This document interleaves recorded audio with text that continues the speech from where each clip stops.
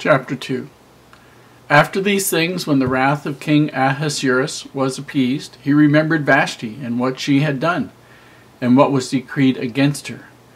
Then said the king's servants that ministered unto him, Let there be fair young virgins sought for the king, and let the king appoint officers in all the provinces of his kingdom, that they may gather together all the fair young virgins unto Shushan the palace, to the house of the women, unto the custody of Hegai, the king's chamberlain, keeper of the women, and let their things be for purification be given them, and let the maiden which pleaseth the king be queen instead of Vashti. And the thing pleased the king, and he did so. Now in Shushan the palace there was a certain Jew, whose name was Mordecai, the son of Jair, the son of Shimei, the son of Kish, a Benjamite, who had been carried away from Jerusalem with the captivity which had been carried away with Jeconiah, king of Judah, by whom Nebuchadnezzar the king of Babylon had carried away. And he brought up Hadassah, that is Esther, his uncle's daughter, for she had neither father nor mother, and the maid was fair and beautiful, whom Mordecai, when her father and mother were dead, took for his own daughter. So it came to pass, when the king's commandment and his decree was heard, and when many maidens were gathered together unto Shushan the palace to the custody of Hegai, that Esther was brought also unto the king's house, to the custody of Hegai, keeper of the women. And the maiden pleased him, and she obtained kindness of him, and he speedily gave her her things for purification, with such things as belonged to her, and 7 maidens which were meet to be given her out of the king's house, and he preferred her and her maids unto the best place of the house of the women. Esther had not shewed her people, nor her kindred, for Mordecai had charged her that she should not shew it. And Mordecai walked every day before the court of the women's house, to know how Esther did, and what should become of her. Now, when every maid's turn was come to go in to King Ahasuerus, after that she had been 12 months, according to the manner of the women, for so were the days of their purification accomplished, to wit, 6 months with oil of myrrh, and 6 months with sweet odors, and with other things for the purifying of the women. Then thus came every maiden unto the king. Whatsoever she desired was given her to go with her out of the house of the women unto the king's house. In the evening she went, and on the morrow she returned into the second house of the women, to the custody of Shaashgaz, the king's chamberlain, which kept the concubines. She came in unto the king no more, except the king delighted in her, and that she were called by name. Now when the turn of Esther, the daughter of Abihail, the uncle of Mordecai, was taken her for, who had taken her for his daughter, was come to go in unto the king, she required nothing but what Hegai, the king's chamberlain, the keeper of the women, appointed. And Esther obtained favor in the sight of all them that looked upon her. And so Esther was taken unto the king Ahasuerus into the house royal in the 10th month, which is the month Tebeth, in the 7th year of his reign. And the king loved Esther above all the women, and she obtained grace and favor in his sight more than all the virgins, so that he set the royal crown upon her head, and made her queen instead of Vashti. Then the king made a great feast unto all his princes and his servants, even Esther's feast. And he made a release to the provinces, and gave gifts according to the state of the king. And when the virgins were gathered together the second time, did Mordecai set in the king's gate.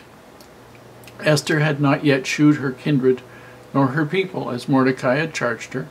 For Esther did the commandment of Mordecai, like as when she was brought up with him. In those days, while Mordecai sat in the king's gate, 2 of the king's chamberlain, Bigthan and Teresh, of those which kept the door, were wroth, and sought to lay hands on the king Ahasuerus.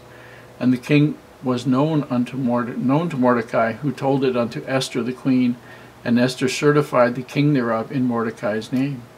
And when inquisition was made of the matter, it was found out. Therefore they were both hanged on a tree, and it was written in the book of the Chronicles before the king. Here we learn a little bit about Mordecai. We learn some other things about a gal named Hadassah, whose Persian name is Esther.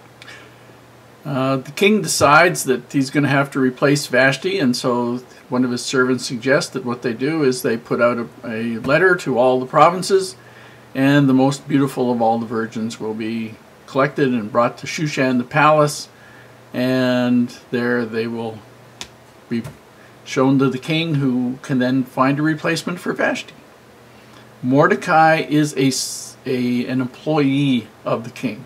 It says he sat in the gate. That would have meant that he was a reasonably trusted servant, but wasn't a bodyguard, wasn't one of the chamberlains. He was just there and had some function, we don't really know what.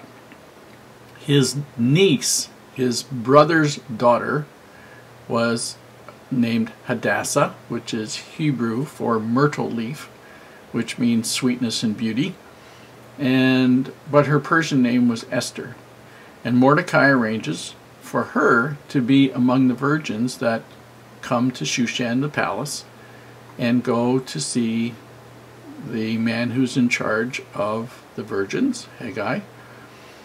And she is there cared for and looked after, and they have a 1-year preparation period before they're presented to the king. This has two functions. Number one, it sees to it that any of the young women who is pregnant would have been found out before the year was out, and it also gave them time to train her in manners that would be appropriate for being presented to the king. These people would have been from daughters of the very highest princes, the most privileged and cultured of all of the people in the entire empire, all the way down to daughters of the poorest farmers and poorest class of people who knew very little and would not have had a clue of how to behave in front of a king. And so there was a lot that was involved in that year. Anyway, the time Esther finds favor in the sight of the Haggai, the man who is in charge of keeping the virgins and seeing to their needs. And as every young virgin is going to be in time presented to the king, then she gets a chance to, it says, get the things that she would like. She gets a chance to choose jewelry and dress, clothing, whatever, so that she can look her very best when she goes there. And Esther chooses to take nothing except the things that are chosen for her. And she is thought very highly of, and eventually she becomes the favorite of the king, and he makes her the queen, puts a royal crown on her head, makes a feast for her for all of the provinces, and basically rebated taxes to the provinces because he married Esther, because they were married, gave presents to people, and celebrated the marriage to her as an extraordinarily high honor. You might have to live 20,000 lifetimes to get something like that. And Mordecai, it's the last part to the story. Mordecai, where he was sitting at the gate, heard two of the chamberlains. Now these were people who had access to the king. Kings had to worry about being assassinated. And the more powerful you were, the more enemies you had. It was just part of the territory. And these two guys were his chamberlains, and they were mad with him, mad with Ahasuerus. And Mordecai heard about the plot that they were going to kill him, and he told Queen Esther, and she went and says, and she certified it. She told the king about the plot in Mordecai's name, said that Mordecai had told her this. And they investigated and found it was true, and these two guys were hung on a tree. And the story was written down in the Chronicles of the King with Mordecai's name was there. And that turned out to be a very advantageous thing for both Esther and Mordecai in the not too distant future. Things are starting to work.